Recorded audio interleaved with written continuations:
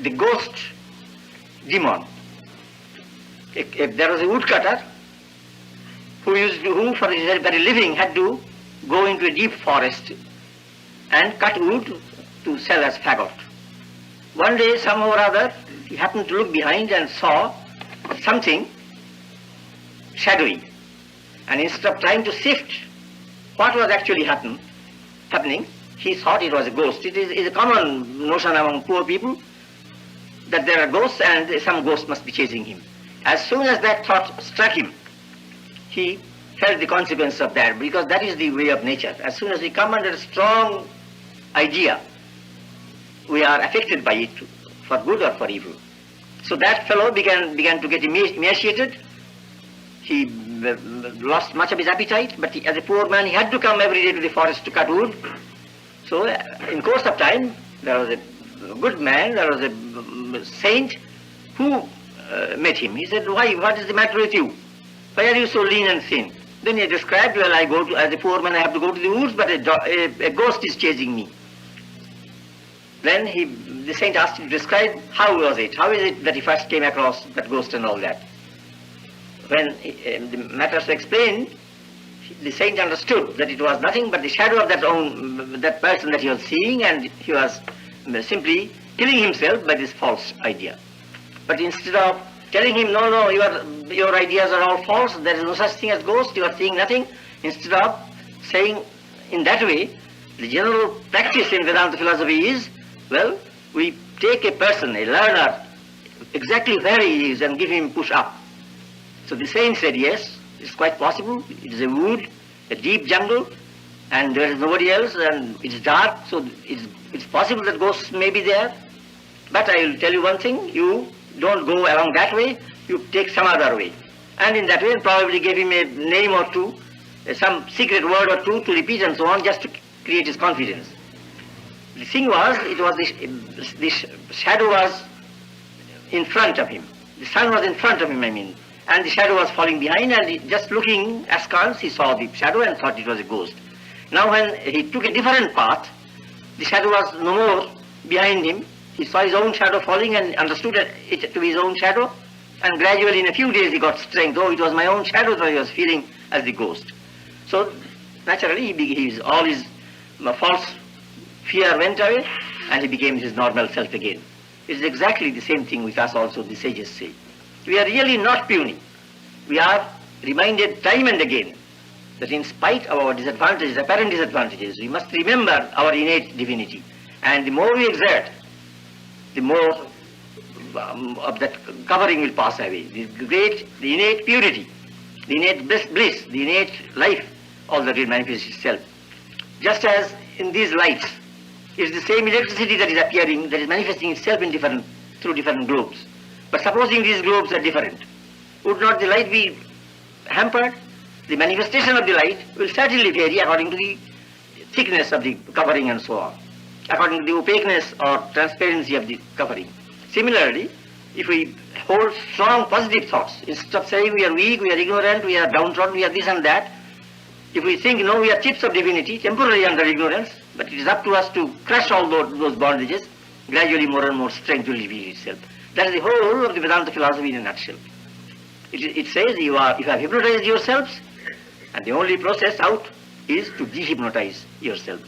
And that we have to do steadily, sincerely, and step by step, without disturbing others. The trouble with us oftentimes is that without reaching the goal ourselves, we set about trying to correct others.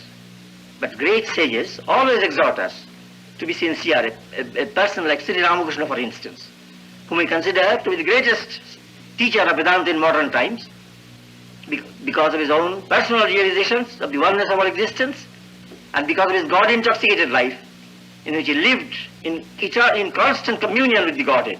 God was not a mere word to him, but actual life and blood, as it were, the very breath of his nostrils. And it was that enabled him to triumph over lust and greed and all other base instincts to which we generally are subject. So it was his teaching that we certainly must cultivate positive thoughts. If there is a room which has been dark for 1,000 years, Will it help us to say, oh, the room is dark, and so on? It will never help us to utter that kind of statement. Instead of that, if we bring in a match and strike the match, there will be immediately light. So instead of saying we have been ignorant, we have been miserable, we have been sinners and so on all the time, which are forging more chains upon us, if, like true Vedantists, we hold the opposite view, no, we are children of the Almighty. We are inheritors of the supreme bliss. God is playing hide and seek with us. He is inside us and outside us. The moment we really want Him, He will be at our service. He is ready to help us. If we take up that attitude, gradually more and more of the veils go away. But somehow or other, we are like madmen, as it were, in this world. We know that the efforts that we are bestowing upon ordinary things, upon sense pleasures, upon minor things, they are of really no count, but we cannot resist the temptation. Somehow or other we are impelled. That is the tragedy of life. We hear of a madman near Calcutta many years ago.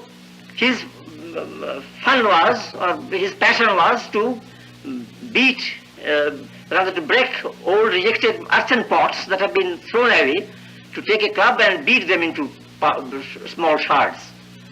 Early in the morning he would go out with a big club and beat those rejected pots and break them into pieces, and after some time certainly he would be tired and said, no, I can't do any more. He would sit down. But after some minutes he would feel rested, and again he would go on and be belaboring those rejected earthen pots.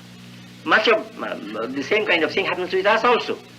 In spite of our knowledge, in spite of our intellectual preeminence over many people, we are not in no better position, because the overall picture to us is not clear. We think that spirituality is a thing that must be relegated to the old age, but that old age seldom gives us any opportunity to pursue religion.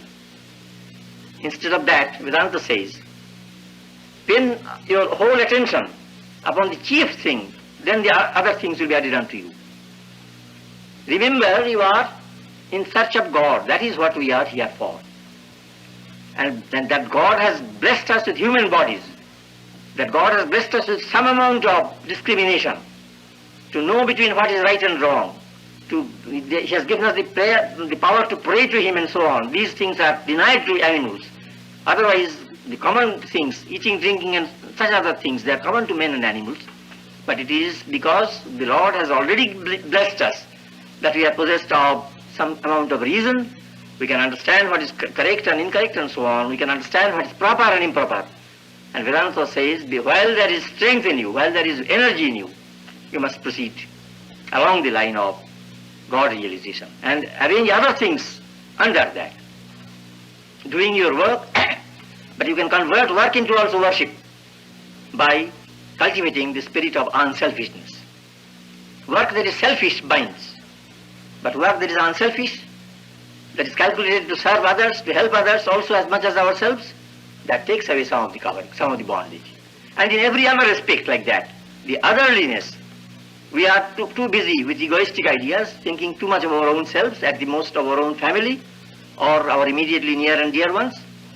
But if we expand our vision a little, if we remember the central basic truth, that the same God is appearing through so many forms, and probably the Lord has given us some opportunities that are denied to many, many others. If we remember that fact and are always ready to lend a helping hand to others, those others who are still groveling in darkness, that very act itself becomes a sort of worship.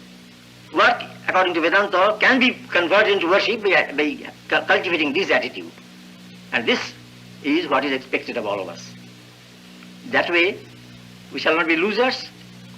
All our acts will produce so much purity of mind, so much clearness of vision, that our whole outlook will change. And with that changed outlook, in a short time, with a minimum expenditure of energy, we can attain much more results, and much more abiding results. Those are the things that really we care for. Otherwise, those things that we now are running after, they last only for a short time and then pass away. Vedanta is a message of hope and cheer, great courage, by stressing our inner divinity, our innate divinity. It shows us on the right path.